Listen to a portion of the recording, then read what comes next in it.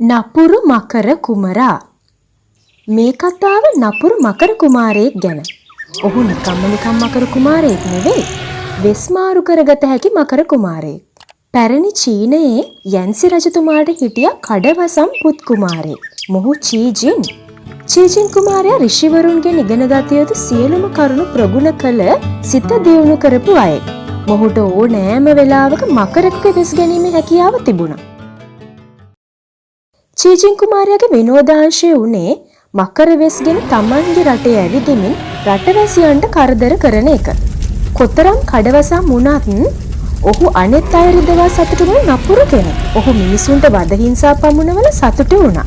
රටවැසියන් මේ මකරා තමන්ගේ නගරයට එනකොටම බයෙන් වෙවුලන්න පටන් ගන්නවා. රටේ රජුගේ පුතා මකර වෙස්ගෙන නගරේ සැරිසරන බව ඔවුන් දැනගෙන හිටියේ.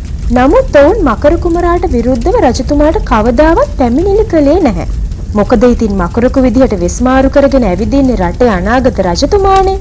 වෙනද වගේම චීජින් කුමාරයා මකර වෙසින් මාලිගයෙන් පිට වෙලා ගියා. කටින් ගිනි පිඹිමින් කැලෑ සහ වගාබිම් විනාශ කළා. ලොකු ගස් පෙරලලා දැම්මා. එසේ කර තමන්ගේ වික්‍රමයන් ගැන සිතමින් සතුටු වුණා. උදේ සිටම නගරයේ වැසියන්ට කරදර කරමින් මකර වෙසින් නැවිදපු කුමාරයාට දහවල් වෙද්දි විඩාව දැනෙන්න පටන් ගත්තා. කහ ගංගා විවුරේ නතර වුණු චීජින් කුමාරයා කුමාර රූපයට වෙස්මාරු කරගෙන ගම් නිවුරේ ඇල වුණා. මහන්සියට ඔහුට ඉබේටම නිින්ද ගියා. ඔය නපුරු මකරා මට හමුනොතින් නම් මම ඔහු ඉතුරු කරන්නේ නැහැ. ඔබ දන්නවද? ඔහු අද ගිනි තබා විනාශ කර ඇති මගේ පියාගේ ගොවිපළ. මමත් එය දන්නවා. මගේ පියා දැක තිබෙනවා අහසින් පැමිණි යෝධ මකරෙකු ගොවිපළ ගිනිබත් කරන හැටි. ඒකනේ කියන්නේ මගේ පියාට තිබුණේ ඔහු අල්ලගන්න. රටේ රජතුමාගේ පුතා වුණත් ඔහු කරන්නේ නරක නපුරු වැඩ නම් අනිවාර්යයෙන්ම ඔහු දඬුවම් ලැබිය යුතුයි. චීජින් කුමාරයා මේ වෙද්දි හිටියේ තද නින්දේ. නමුත් කාටදෝ බණිමින් දොස් නගමින් ගම් ඉවුර දිගේ ඇවිදෙන්නන්ගේ කටහඬෙහි ඔහු අවදි වුණා. ඒ අය දොස් නගන්නේ Tamanට බව ඔහුට තේරුම් ගියා. මේ ඔබ දෙදෙනා ඔය කාටද දොස් නගන්නේ? ඇයි ඔබ මේ ගමේ කෙනෙක් නෙවෙයිද? ඔබ දන්නේ නැද්ද? මේ රටේ රජතුමාගේ නපුරු කුමාරයා මකර වෙස්ගෙන ගම්මානවල ඇවිදිමින් ගම්වැසියන්ට කරදර කරන බව. අද ඔහු මහ විනාශයක් කරලා මගේ පියාගේ මුළු ගොවිපළම ඔහු විනාශ කරලා. ඔහු මට හමු වුණා නම් ඇයි ඔබ පුදුමයෙන් වගේ බලන්නේ? ඔබ දන්නේ නැද්ද මේ රටේ රජතුමාගේ නපුරු කුමාරයා ගැන? කවුරුත් ඔහුව හැබැහින් දැකලා නැහැ. ඔහු නිරන්තරයෙන් මකර වෙස්ගෙන ගිනි පිඹිමින් ගම්මානවල ඇවිදිනවා. අනේ ඇත්තද? මම දන්නේ නැහැ. මම මේ නගරයට අලුත්. මීට කඳු දෙකක් එහා ඈත රාජධානියක මම ජීවත් වෙන්නේ. මම ආවේ රැකියාවක් හොයාගෙන. කුමාරයා Tamanගේ සත්‍ය තොරතුරු සංගමෙමින් කිව්වා. එහෙමද? අපට අපට රැකියාවක් සහ ඉන්න තැනක් ලබා දෙන්න. එන්න අපත් සමග. හොඳයි. ස්තුතියි. තිදෙනාම සිංචි කුමරියගේ නිවස බලා පිටත් වුණා. යන අතරවාරයේ මග පිහිටි පියාගේ ගොවිපළට ගොස් සිදු වී ඇති විනාශය පෙන්නුවා. ඒක නොවේ. කුමක්ද ඔබේ නම? මමද? මම හෑන් ඉලෝ. ඔබ? මම සිංචි. හරිම ලස්සන නම. ස්තුතියි. මේ අතර කුමරියගේ පියා ඔවුන් සිටි තැනට ආවා. මුළු ගොවිපළම විනාශ වීම නිසා ඔහු ඉතාමත්ම කනගාටුවෙන් සිටියේ. අනේ බලන්නකො දරුවෝ, මුළු ගොවිපොළම විනාශ වෙලානේ. ලබන කන්නේ වැවීමට තබා තිබූ බීජත් සියල්ලම විනාශ වී ගින්. කුමරියත්, කුමරියගේ මිතුරියත්, කුමරියගේ පියාත් ඉතාමත් කනගාටු වුණා. රජකුමර ඔහේ බලාගෙන හිටියා. මොකද ඔහුට ඒ ගැන කිසිම වැටහීමක් තිබුණේ නැහැ. වැඩ අවසන් වීමෙන් පසුව කුමරාත්, කුමරියත්, කුමරියගේ පියාත් නිවස බලා ගියා. එය ගමක තිබුණු පැරණි පන්නේ විශාල නිවසක්. කුමරියගේ පියා මේ ගමේ ගම් ප්‍රධානියා විදිහට රජුට සේවය කළා. චීකුමරු පසුවදා සිට කුමරියගේ පියා සමග දිනපතා ගොවිපළට ගියා. ඔහු ඉතා පහසුවෙන් වැඩපළ සියල්ල ඉගෙන ගත්තා. රජකුමරුගේ දක්ෂකම නිසාම ගම් ප්‍රධානියාගේ ගොවිපළ නැවත සරුසාරව හැදුණා. මේ අතර මේ ගමට තවත් අමුත්තෙක් ආවා. ඒ වෙස්වලාගත්තු මන්ත්‍රකරුවෙක්. ඔහු මේ ගමට ආවේ සිංචි කුමරියගේ මුත්තණුවන් විසින් සංග්‍රහන ලද නිදානයක් ලබා ගන්න. ඒ පිළිබඳව සිංචි කුමරියවත් දැනගෙන හිටියේ නැහැ. තමන්ගේ වැත්තේ පහළ කොටස නිදානයක් වලලා තියෙන බව ගම් ප්‍රධානියා දැනගෙන හිටියේ. නමුත් තම පරම්පරා උරුමෙන් ලද ඒ දායාදේ ගන්න ඔහුට කිසිම විටක උවමනා වුණේ නැහැ. මන්ත්‍රකරු මේ නිධානය පිළිබඳව සියලුම කරුණු හොයාගෙනයි මේ ගමට පැමිණියේ. ඔහුගේ පළමු කාර්යය වුණේ වයසක පුද්ගලයෙකුගේ වෙස්ගෙන ගම් ප්‍රධානියාගේ නිවසට ලවාතන් ගැනීමට යෑම.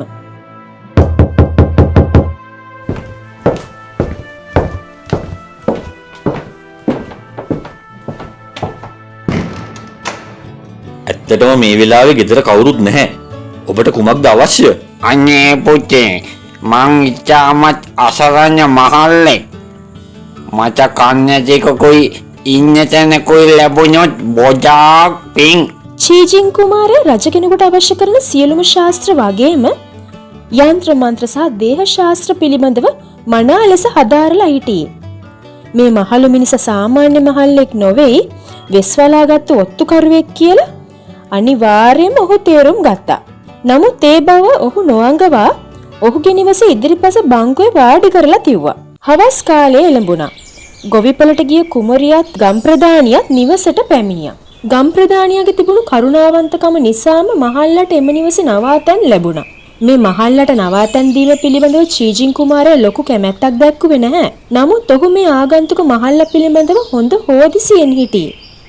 දිනක් රැ මහලු වෙස්ගත් මන්ත්‍රකරු සියල්ලන්ම නින්දට ගිය බව සැකහැර දැනගෙන එක අතකින් ලාම්පුවකුත් අනිත් අතින් ගම් ප්‍රධානියාගේ නිවසේ සිටියමුකුත් අරගෙන කරුවලේ ඇවිදිමින් නිදානේ ඇති තැන හෙව්වා. හැම වෙලේම මේ මහල්ල ගැන අවධානයෙන් සිටි චීජින් කුමාරයා ඔහු කරන දේ හැඟවි බලා හිටියා. මම ගොවිපොලට යනවා. හෑන් ඔබ අද මාත් සමග ගොවිපොලට යන්න එන්න. ඊයේ නෙළුව අස්සනු අද වෙළඳ පොලට යවන්න ඕනේ. අනේ ප්‍රධානිතුමා මගේ උදර වේදනාව අදත් එසේමයි. හැකිද අදත් මට නිවසේ නතර වෙන්න? නොහැකි. අද ඔබගේ උදව් මට ඉතාමත් අවශ්‍යයි. උදර වේදනාවට ඔසුපැන් පිළියෙල කොට බී ඔබ සංජිත් සමග ටික වෙලාවකින් පැමිණෙන්න. මම උදෑසනින් යන්නම් එසේනම්. හොඳයි ස්තුතියි. නපුරු මන්ත්‍රකරුවා කෑම මේසේ කොනට වී මේ සියල්ල අසාගෙනයි හිටියේ. අද දින සියල්ලෝම නිවසින් ගිය පසු නිදාණය ගන්නට යන්න ඔහු සැලසුම් කරගෙන හිටියේ. සිංජි කුමරියත් කුමරුත් නිවසේ රැඳුණහොත් ඔහුගේ මේ උපාය වරදින බව ඔහුට තේරුම් ගියා. මේ අතර සිංජි මුළුතැන්ගේ හෑන්ට ඔසුපැන් පිළියෙල කළා. හෑන් මෙන්න ඔබේ ඔසුපැන් බඳුනා. මම ගොවිපලට යනවා. ඉක්මනින් ඔසුපැන් පානය කොට ඔබත් පැමිණෙන්න. හොඳයි. සිංජි කුමරිය පිටව ගිය පසු චීජින් කුමරු තමාගේ අනුරුවක් මවා එය ආලින්දේ ඔසුපැන් බොන ආකාරය අඟවා මකර වෙස්ගෙන නිදාණය පෙනෙන ආකාරයට උද්‍යානයේ කොනක සැඟවී ගත්තා. සිංජි කුමරිය පිටව ගිය බවත් කුමරු ඔසුපැන් බොන බවත් සැකහැර දැනගත් මන්ත්‍රකරු ඉන්පසු තම මල්ලේ සංගවාගෙන සිටි කුකුළු බිල්ලත් එළු බිල්ලත් රැගෙන වත්තේ කොනේ නිදන් ගල ළඟට ගොස් මන්ත්‍ර මතුරන්න පටන් ගත්තා. මන්ත්‍ර මතුර අවසාන වන විට නිදානේ සංගවා තිබූ ගල් ගුහාවේ ගල් දොර ඇරුණා. ඇරුණු ගල් දොරින් රන් රිදී මුතු මැණික් වලින් පිරුණු නිදානය දිස්වෙන්න පටන් ගත්තා. මේ මොහොතේදී ඉතා විශාල මකරෙකු කටින් ගිනි පිඹමින් Taman දෙසට එනුදුටු මන්ත්‍රකරු වෙවුලමින් මන්ත්‍ර මතුරන්න පටන් ගත්තා. ගොවිපලේ සිටි ගම් ප්‍රධානියත් ඔහුගේ දියණියත් තම නිවස දෙසින් ගින්දර අහසට විහිදෙන දැක තාමත් වේගයෙන් එතනට දුවගෙන ආවා. ඇරුණු ගල්ගේ දොරින් මතුවී ඇති නිදානයත් මන්ත්‍රකරුත් ඔහු හා සටන් වදින ගිනි පිඹින මකරාත් දැක ඔවුන් පුදුමයටපත් වුණා. ප්‍රධානිතුමා මේ නපුරු මන්ත්‍රකරු හැදුවේ ඔබේ පරම්පරාවට අයත් මේ නිදානේ සොරා ගන්න. වහාම ඔහු අල්ලා ගන්න. නපුරු මකරා මන්ත්‍රකරුගේ හිසට ගිනි පිඹ ඔහුගේ මන්ත්‍ර බලය විනාශ කර දැමුවා. සියල්ල සංසුන් වුණා. චීජින් කුමාරයා මකර වේශය අතහැර කුමරුගේ වේශය ලබා ගත්තා. මොනවා? ඒ ඔබද හෑන්? නෑ එසේ විය නොහැකි. ඔබ අපේ රජතුමාගේ පුත් කුමාරයා නොවේද? එසේයි. ඒ මම තමයි. සමාවන්න. ඔබට මුසා පවසමින් ඔබේ නිවසේ රැඳී සිටියාට. ඉන් මා බොහෝ දේ ඉගෙන ගත්තා. සංජි කුමරිය ඔබටත් බොහොම ස්තුතියි. අද මා පළමු වරට මාගේ මකර වේශය අනුන්ගේ යහපත වෙනුවෙන් යොදවුවා. ඉන් මට හැකි වුණා ඔබගේ දේපල ආරක්ෂා කර දෙන්න. පොණක් නොවේ. දැන් මා දන්නවා අනුන්ගේ දේපල හානි කිරීම කොයිතරම් වේදනාවර දෙයක්ද කියා. මා විසින් විනාශ කළ ඔබ සැමගේ ගොවිපළවල් සියල්ලම අද සිට මම නැවත අලුත් වැඩියා කර දීමටත් ඒ සඳහා වන්දි මුදල් ලබා දීමටත් කටයුතු කරනවා. එසේම මමත් ඔබ සැමහා එක් වී මෙම රාජ්‍ය සංවර්ධනය කරනවා. මම පොරොන්දු වෙනවා. ඔහු තවදුරටත් කිව්වා. සියල්ලෝම පුදුමයෙන් ඔහු දෙස බලාගෙන සිටියා. දැන් මා යා යුතුයි. ඉන් පෙර යමක් කිව යුතුයි. සංජි කුමරිය, මා ඔබව විවාහ කර ගැනීමට කැමතියි. ඔබ ඊට එකඟද? එසේ උතුමාණනි, එයමට ගෞරවයක්. නපුරු මකර කුමරුගේ නපුරුකම් ඔය විදිහට නිමා වුණා. ඉන්පසු කවදාවත් ඔහු ගිනි බිඹිමින් මිනිසුන්ට කරදර කළේවත් බිය වැද්දුවේවත් නැහැ. ගම් ප්‍රධානියා නිදානේ තිබූ ධනයෙන් කොටසක් ගමේ දුප්පත් ගම්වාසීන් අතර බෙදා දෙන්න තීරණය කළා. ඒ නිසාම ගමේ දුප්පත් භාවයත් නැති වී ගියා. කාලයක් යනතුරුම මකර කුමරු ගැනත් සිංචි කුමරිය ගැනත් ගම් ප්‍රධානියාගේ පරාර්ථකාමී බව ගැනත් රටේ හැම තැනම කතා වුණා. මේ වගේ ලස්සන සිංහල කාටුන් බලන්න ඔයත් කැමති නම් රෂී ටූන්ස් YouTube channel එක subscribe කරලා තියාගන්න.